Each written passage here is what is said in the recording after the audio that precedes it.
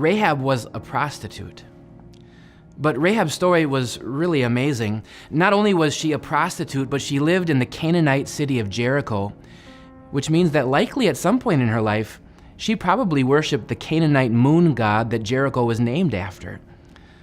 An adulteress and idolatress as a great woman of the Bible? Well, let me explain this.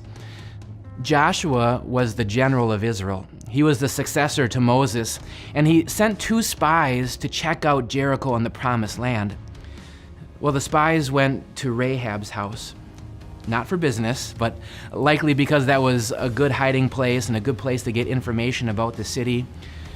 Well, the king of Jericho found out about these spies and came looking for them.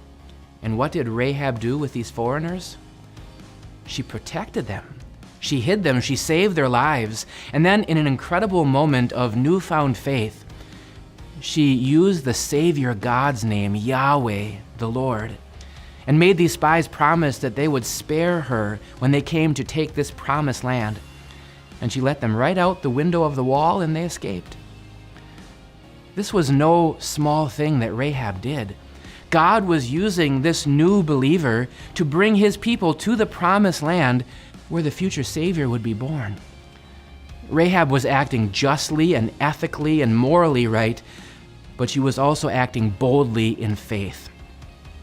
And ever since then, God has honored her in the Bible, not only with her story being recorded, but in the Great Heroes of Faith chapter of the Bible in Hebrews, Rahab is listed as a hero of faith. James in the New Testament mentions that she's a righteous woman. Or how about this incredible fact? Rahab actually married into the Israelite family of believers and became the great-great-grandmother of King David. Rahab's in the family line of Jesus, our Savior.